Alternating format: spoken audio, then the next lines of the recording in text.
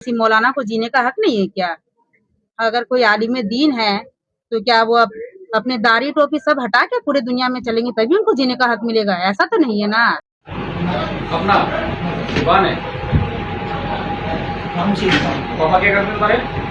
पापा नहीं सर भाई कोई है नहीं भाई है थोड़ा जोर से बोलना। भाई है ना। हेलो तबस्सुम हाँ একটা সারাবি মুখে ট্রেন पकड़ लिया उल्टा सीधा बोला है रे भाई क्या वजह क्या बात हुई? देखा मारा कितने लोग थे मारने में?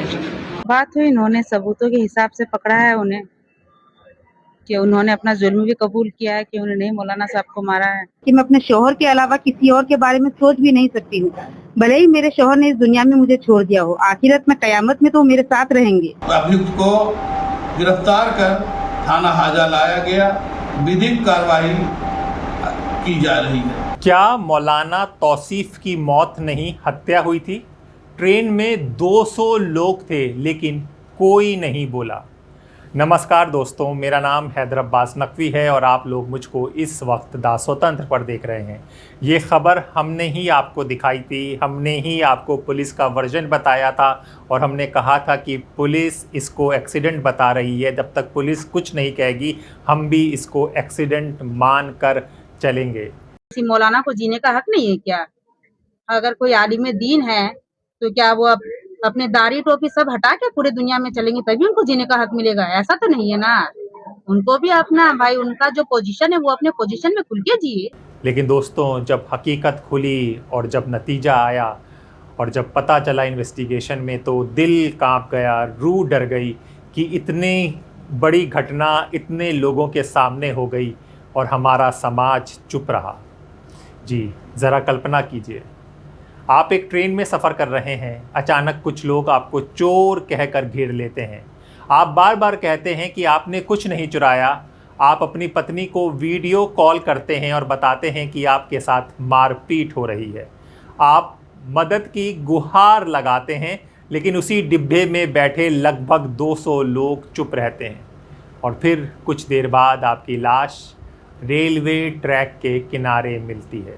आपका कसूर, आपका लिबास, आपकी दाढ़ी, आपकी टोपी, आपका धर्म। सवाल है, क्या ये सिर्फ़ एक हादसा था या फिर एक ऐसी हत्या जिसे पहले हादसा साबित करने की कोशिश की गई? आज हम बात कर रहे हैं बिहार के मौलाना तौसीफ रज़ा मजहरी की, जिनकी मौत ने सिर्फ एक परिवार नहीं बल्कि पूरे देश के सामने कई असहज सवाल खड़े कर दिए। आप लोगों को अपनी गुजारिश है कि आप लोग पीछे लाइन में लग जाए, क्योंकि आज का ये पूरे हिंदुस्तान का उदाहरण होगा। आज का कैंडल मार्च पूरे हिंदुस्तान में उदाहरण बनेगा, पूरे हिंदुस्तान तक फैलेगा इंशाअल्लाह ताला। आखिर हुआ क्या था? तारीख थी 27 अप्रैल 2026। मौलाना तौसीफ रज़ा बरेली में ताशरिया के उर्स में शामिल होकर बिहार लौट रहे थे। रास्ते में ट्रेन के अंदर उन पर मोबाइल चोरी का आरोप लगाया गया। बाद में पुलिस ने जांच में सामने आया कि मुरादाबाद निवासी पंकज लोधी उर्फ पंकज राजपूत ने कथित तौर पर उन पर चोरी का झूठा आरोप लगाया, उनके साथ मारपीट की। आरोप है इसी दौरान उन्हें चलती ट्रेन से धक्का दे दिया गया। अपना दुकान है कौन सी पापा क्या करते तुम्हारे? पापा नहीं सर भाई कोई है नहीं भाई है थोड़ा जोर से बोलना। भाई है ना। भाई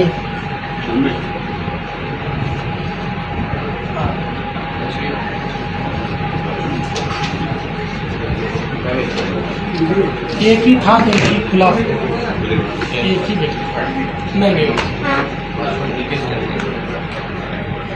मैं अभी ड्रेस कर रहा हूँ, थोड़ी देर बाद मिला सकते हैं।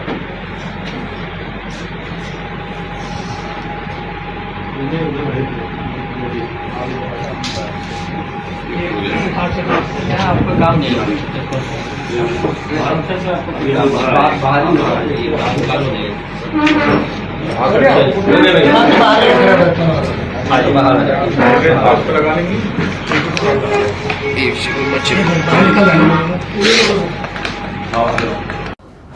कुछ घंटों बाद उनका शव रेलवे ट्रैक के पास मिला और यहीं से पुलिस अपनी एक इन्वेस्टिगेशन थ्योरी बताती है कि वो, सुनिए, लेकिन कहानी यहीं ख़त्म नहीं होती। पत्नी की वो आखिरी कॉल, मौलाना की पत्नी तबस्सुम का दावा है कि घटना के समय उनके पति वीडियो कॉल पर थे। उन्होंने खुद बताया कि कुछ लोग उन्हें पीट रहे हैं। वो लगातार कह रहे थे उन्होंने कोई चोरी नहीं की। हेलो तबस्सुम। हाँ একটা সারাই মুখে ট্রেন পকড়লিয়ে উল্টা সিধা বলা है रे भाई মারছে বলছে মারছে তো মারছে क्या यार वही ना पुलिस को फोन करा কথা চাইজান पुलिस उस पे मार ये लोग छने की ट्रेन रखी क्या तो लोग ला देगी वो साहब के भैया हेल्प करो तो यार मामा देखो भैया परेशान कर रहे हैं देख दी पुलिस वाला आपने ट्रेन धोलिया आपने जबरदस्ती वाले मार आपका बेटा आलिम सोचिए, अगर कोई व्यक्ति अपनी आखिरी सांसों से पहले खुद बता रहा हो कि उसके साथ हमला हो रहा है, तो फिर इसे सीधे हादसा कैसे कहा जा सकता है। पुलिस की कहानियाँ बदलती रहीं, थ्योरियाँ बदलती रहीं। जी हाँ, हमने आपको सारी बातें बताई हैं, आप हमारे पुराने शो में देख सकते हैं। शुरुआत में कहा गया मौलाना ट्रेन की खिड़की से गिर गए, फिर कहा गया कि वो दरवाजे के पास बैठे थे और गिर गए, नींद आ गई उनको। दिनांक 27 अप्रैल 2026 को प्रातः 7:25 पर पालपुर फाटक, थाना कैंट, जनपद बरेली में रेलवे लाइन से सटी हुई एक बॉडी की सूचना कंट्रोल रूम को रेलवे कीमैन के द्वारा दी गई। थाना पुलिस मौके पर पहुंची और बॉडी की शिनाख्त Tauseef Raza son of Abul Hussain, resident of Pathamari, Kishanganj, Bihar के रूप में हुई। मृतक के फोन के द्वारा उसके परिजनों और लोकल कॉन्टैक्ट्स जो बरेली के हैं इनसे संपर्क किया गया। पंचायतनामे की कार्रवाई के उपरांत पोस्टमार्टम भी कराया गया। परिजनों को बॉडी सुपुर्द की गई। जब परिजन किशनगंज से आए तब तक परिजनों को ट्रेन से गिरकर एक्सीडेंट लग रहा था, किंतु आज परिजनों द्वारा ट्रेन में मृतक के साथ मारपीट की आशंका जताई जा रही है। हमारे द्वारा परिजनों जो कि किशनगंज बिहार में रहते हैं उनसे वार्ता की गई है और तहरीर प्राप्त होने पर आवश्यक विधिक कार्रवाई सुनिश्चित किए जाने हेतु उनको अवगत कराया गया है। अब पुलिस कह रही है आरोपी ने मार पीट कर उन्हें ट्रेन से धक्का दिया। दोस्तों, सवाल यह है कि सच कौन सा था, खिड़की वाला, दरवाज़ा वाला या अब सामने आया हत्या वाला। अगर जांच शुरू से सही दिशा में होती तो क्या परिवार को 2 महीने तक इंतज़ार, इंसाफ के लिए संघर्ष करना पड़ता? खुद क्यों कूद जाएंगे? क्या बात हो देगा मारा? कितने लोग थे मारने में?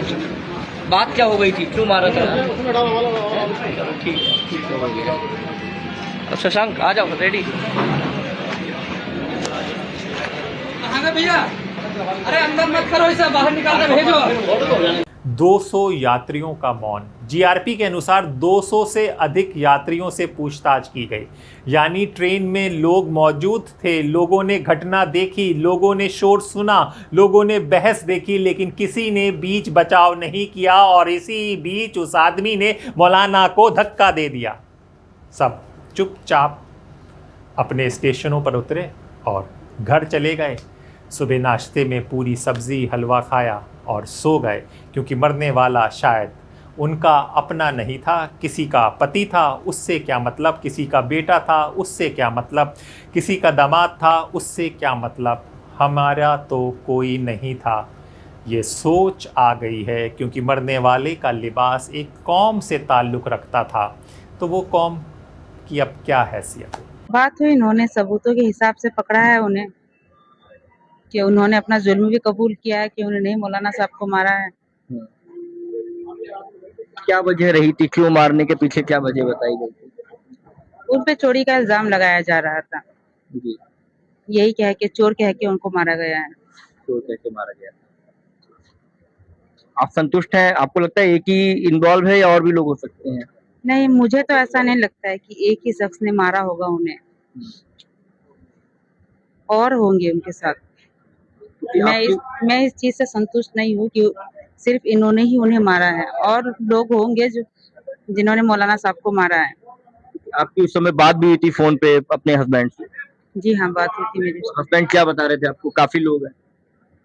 उन्होंने ऐसा तो कुछ नहीं कहा था, उन्होंने कहा था कि मुझे मार रहे हैं, मेरे साथ जबरदस्ती कर रहे हैं, यही कहा था उन्होंने।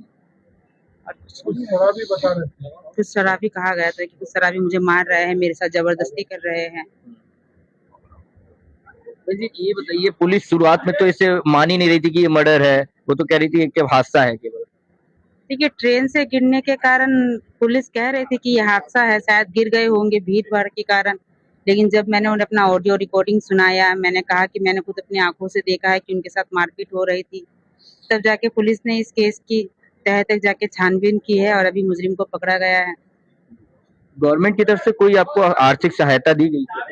अभी तो नहीं, गवर्नमेंट की तरफ से मुझे कोई सहायता नहीं की। मैंने गवर्नमेंट से जबकि मैंने मांग की थी कि मुझे सरकारी नौकरी दी जाए, उसके बाद मेरे शौहर के कातिलों को जल्द से जल्द पकड़ा जाए। एक कातिल तो नहीं है, और भी कातिल है। मैं रिक्वेस्ट करूंगी कि इनके पीछे जो भी है उन्हें जल्द से जल्द और पकड़ा जाए, उनको कड़ी से कड़ी सजा मिले, क्योंकि मैंने अपना शौहर खोया है, इन्होंने तो उनकी जान ले ली है। तो मैं यही कहूंगी पुलिस वालों से, गवर्नमेंट से कि इन्हें कड़ी से कड़ी सजा दी जाए, जहाँ तक हो सके इन्हें फांसी दी जाए। फांसी दी जाए। हाँ। काफी सवाल ये बताइए, आला हजरत की तरफ से आपको सहूलियत मिली है? जी हाँ, उन्होंने हमारा बहुत सपोर्ट किया है, हर चीज से उन्होंने हमारी मदद की है, आर्थिक मदद भी की है, हमारा साथ दिया है, हर वक्त हमारे साथ रहे। उस बार हम बरेली आए थे, उस वक्त भी वो हमारे साथ खड़े थे, और आज आए तो आज भी हमारे साथ खड़े हैं। किसी ने हमलावरों को रोकने की कोशिश नहीं की, किसी ने घायल व्यक्ति की जान बचाने की कोशिश नहीं की। ये सिर्फ एक अपराध नहीं है, ये समाज की सामूहिक संवेदनहीनता का भी सवाल है। अब हम जानना चाहेंगे, पूछना चाहेंगे उन पत्रकारों से जो मुसलमानों को टोपी दाढ़ी देखकर मुंह घुसेड़ देते हैं माइक में कि आप बोलो कि ऐसा कैसे हुआ। हाल ही का केस खोड़ा का है, गाज़ियाबाद का। आपने देखा कि पूरे समुदाय को दोषी बता दिया गया और यहाँ पर एक को धक्का दिया गया। सब चुप है, मेन स्ट्रीम मीडिया में ये खबर नहीं है। कुछ फ्रीलांसर्स, हम जैसे यूट्यूबर्स हैं जो इन खबरों को बता रहे हैं और लोगों को इंसाफ भी इससे मिल रहा है। क्या मुसलमानों की जान सस्ती होती जा रही है? ये सवाल कड़वा है, लेकिन देश के लाखों लोग आज यही सवाल पूछ रहे हैं। जब किसी दाढ़ी वाले मुस्लिम व्यक्ति पर बिना सबूत चोरी का आरोप लगाया जाता है, जब भीड़ खुद जज बन जाती है, जब हिंसा को सामान्य बना दिया जाता है, जब पीड़ित की बात सुनने के बजाय उस पर शक किया जाता है, तो डर पैदा होता है। क्या नाम है आपका? जी, मेरा नाम तबस्सुम खातून है। आपने एक दरख्वास्त लगाई थी यहाँ पर, उसके बाद जो है हजारों को गिरा है, क्या कहना चाहेंगे? ये आरोपी पकड़ा गया है, इसके लिए मुझे खुशी है, लेकिन मैं पूरी तरह से संतुष्ट नहीं हूँ, क्योंकि एक आदमी मिलकर इतना कुछ अकेले में कर सके ऐसा पॉसिबल ही नहीं है। आपको लगता है कि और भी आरोपी थे? जी हाँ, मुझे लगता नहीं, मुझे पूरा यकीन है कि और भी आरोपी थे। आपने जैसे कि बताया था कि आपकी लास्ट बार वीडियो कॉल पर बात हुई थी, तो आपने देखा था, तो क्या ये वही आरोपी है? देखिए, मैंने उस टाइम किसी का फेस नहीं देखा था, मेरे हस्बैंड के साथ जबरदस्ती हो रही थी, मैंने ये देखा था। बाकी कौन थे, मैंने किसी का फेस नहीं देखा था। मैं डायरेक्ट नहीं कह सकती कि ये वही है, ये कौन है। मैंने उस टाइम किसी का फेस नहीं देखा था। सरकार की तरफ से आपको पूरा सपोर्ट मिल रहा है और लगातार सभी लोग आपके सामने, क्या कहना चाहेंगे? मैं उनका तहे दिल से शुक्रिया करना चाहती हूँ कि उन्होंने शुरू से लेकर अभी तक हमारा बहुत साथ दिया है, और मुझे उम्मीद है कि आगे भी वो हमारे साथ ऐसे ही खड़े रहेंगे। आगे आप पुलिस से और क्या मांग कर रही हैं? देखिए, मैंने पुलिस से, गवर्नमेंट से यही मांग की थी कि मेरे शौहर के अलावा मेरा कोई नहीं है, मुझे सरकारी नौकरी दी जाए, ताकि मैं उनका नाम लेके इस दुनिया में रह सकूं, खुद कमा के खुद खा सकूं, किसी पे डिपेंडेंट ना हूं। क्योंकि एक विधवा लड़की किसी पे डिपेंडेंट हो, आज कोई खिला देगा, कल बोल देगा कि तुम्हारा भरण पोषण पालन पोषण हम कर रहे हैं, हम खिला रहे हैं। मैं ये किसी के सबसे सुनना नहीं चाहती, क्योंकि मैं एक इंडिपेंडेंट हूँ, मैं पढ़ी लिखी हूँ, जाहिल भी नहीं हूँ, किसी के दबाव में रहूँ या किसी की बातें सुन के, ताने सुन के रहूँ। मैं खुद कमा के खुद खा सकती हूँ। तो मैं सरकार से यही मांग मैंने शुरू में भी की थी, अभी भी कर रही हूँ कि मुझे सरकारी नौकरी दी जाए। और मैंने इतना तो अपने दिल में सोच लिया है कि मैं अपने शौहर के अलावा किसी और के बारे में सोच भी नहीं सकती हूँ। भले ही मेरे शौहर ने इस दुनिया में मुझे छोड़ दिया हो, आखिरत में कयामत में तो मेरे साथ रहेंगे, तो मैं जब तक कयामत ना आए या फिर जब तक मुझे मौत ना आए, मैं उन्हीं का नाम लेके रहूंगी, उन्हीं के सहारे जीऊंगी। उनके जो कार्रवाई हुई है, क्या कहेंगे? कार्रवाई से संतुष्ट हैं आप? देखिए, कार्रवाई से संतुष्ट तो हूँ क्योंकि उन्होंने कातिल को पकड़ा है। जहाँ तक कि मुझे और भी उम्मीद है, अगर इसके पीछे और भी कातिल है तो वो भी पकड़े जाएंगे, क्योंकि एक पकड़ा गया है तो बाकी सब भी पकड़े जाएंगे। और डर किसी भी लोकतंत्र के लिए अच्छा संकेत नहीं है दोस्तों। क्या ये अकेला आरोपी था? ये एक सवाल है। पुलिस ने मुख्य आरोपी पंकज लोधी को गिरफ्तार कर लिया है। ये बहुत अच्छा कदम है, क्योंकि आज भी जो लोग, वो अधिकारी जो संविधान की शपथ खाए हुए हैं और निष्पक्ष जांच कर रहे हैं, उन्हीं से हमारा देश चल रहा है, उन्हीं से हमारा संविधान बचा हुआ है। ये स्वागत योग्य कदम है। दिनांक 4/5/2026 को एक महिला श्रीमती तबस्सुम खातून के द्वारा बरेली जंक्शन पर एक प्रार्थना पत्र दिया गया कि मेरे पति तौसीफ रजा, जो बिहार के रहने वाले हैं, वो 26 अप्रैल को योग नगरी ट्रेन से यात्रा कर रहे थे, जिनको कि किसी व्यक्ति ने धक्का देकर ट्रेन से बाहर गिराकर मार दिया है। इस तहरीर पर बरेली जंक्शन पर मुकदमा पंजीकृत किया गया तथा विवेचना प्रभारी निरीक्षक श्री सुशील कुमार सर्पवर्मा को सौंपा गया। सुशील कुमार के द्वारा अपनी टीम एवं सर्विलांस टीम के द्वारा अब लोगों से पूछताछ कर एक व्यक्ति को प्रकाश में लाए थे कि जिसका नाम पंकज राजपूत, मोहल्ला गोयान, चौकी लालबाग, थाना मुगलपुरा, मुरादाबाद का निवासी था।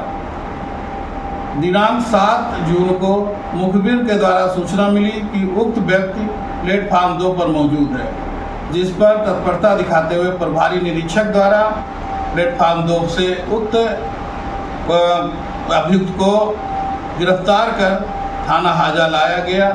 विधिक कार्रवाई की जा रही है। लेकिन खुद मौलाना के परिवार और उनकी पत्नी का मानना है कि घटना में एक से अधिक लोग शामिल हो सकते हैं। अगर ऐसा है तो बाकी लोग कौन हैं? क्या उन्हें भी गिरफ्तार किया जाएगा या फिर ये एक गिरफ्तारी के बाद पूरा मामला निपटा दिया जाएगा? क्या जांच पूरी सच्चाई तक पहुंचेगी या मामला सिर्फ एक आरोपी पर ख़त्म कर दिया जाएगा और बाद में कहा जाएगा कि ये आपसी लड़ाई और आपसी झगड़े में एक्सीडेंटल हुआ है, जानबूझकर नहीं किया गया है?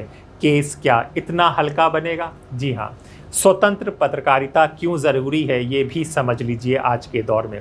इस मामले में एक और महत्वपूर्ण बात सामने आई है। कई सवाल तब उठे जब स्वतंत्र पत्रकारों और मीडिया संस्थानों ने पुलिस की शुरुआती कहानी पर सवाल किए। जी हाँ, सवाल किए।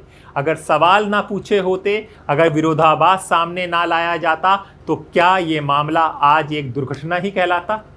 लोकतंत्र में पत्रकारिता का सबसे बड़ा काम सत्ता या संस्थानों से सवाल पूछना होता है, जो धीरे धीरे क्या पूरी तरह ही ख़त्म सा हो गया है, क्योंकि कई बार सच वहीं छिपा होता है जहां सवाल पूछना बंद हो जाता है। दोस्तों, सबसे बड़ा सवाल, आज पंकज लोधी गिरफ्तार है, जांच आगे बढ़ रही है, पर एक सवाल अभी भी बाकी है। अगर मौलाना तौसीफ रज़ा की पत्नी की बात शुरू से गंभीरता से सुनी जाती, अगर वीडियो कॉल के दावे की तत्काल जांच होती, अगर शुरुआती कहानी बार बार नहीं बदलती, तो क्या इंसाफ की प्रक्रिया इतनी लंबी होती? दोस्तों, मौलाना तौसीफ रज़ा अब वापस कभी नहीं आएंगे, लेकिन ये मामला सिर्फ एक व्यक्ति की मौत का नहीं है। ये उस समाज का आईना है जहां कभी कभी आरोप सबूत से बड़ा हो जाता है, भीड़ कानून से बड़ी हो जाती है और इंसान की पहचान उसकी इंसानियत से बड़ी बना दी जाती है। इंसाफ तभी पूरा होगा जब पूरी सच्चाई सामने आएगी। देखिए आपकी जी जी हाँ, ये क्या शराब है? सर हाँ, शराब और ऐसे लोगों ने आकर जो मोबाइल चला है उसी को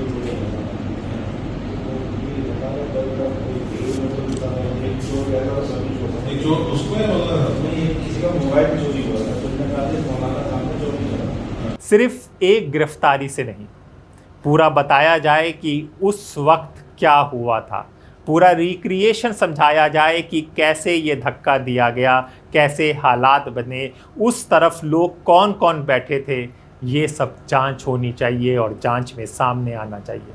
बल्कि हर उस व्यक्ति की जवाबदेही तय होने से जिसने इस घटना में भूमिका निभाई, और शायद उससे भी ज़्यादा उन 200 लोगों के मौन पर सवाल उठाने से जिन्होंने सब कुछ देखा लेकिन कुछ नहीं कहा। मैं आपसे जानना चाहता हूं दोस्तों, क्या आपको लगता है कि इस मामले की जांच पूरी तरह निष्पक्ष हुई है? और क्या समाज के रूप में हम ऐसे मामलों के प्रति पहले से ज़्यादा संवेदनहीन होते जा रहे हैं? अपनी राय कमेंट में ज़रूर लिखिए। अगर ये बात, ये रिपोर्ट आपको सही लगी हो, हमारी बातें समझ में आ रही हों, तो शेयर और लाइक कीजिए। फिर मुलाकात होगी अगली रिपोर्ट में सच्चाई के साथ। तब तक के लिए दासोतन।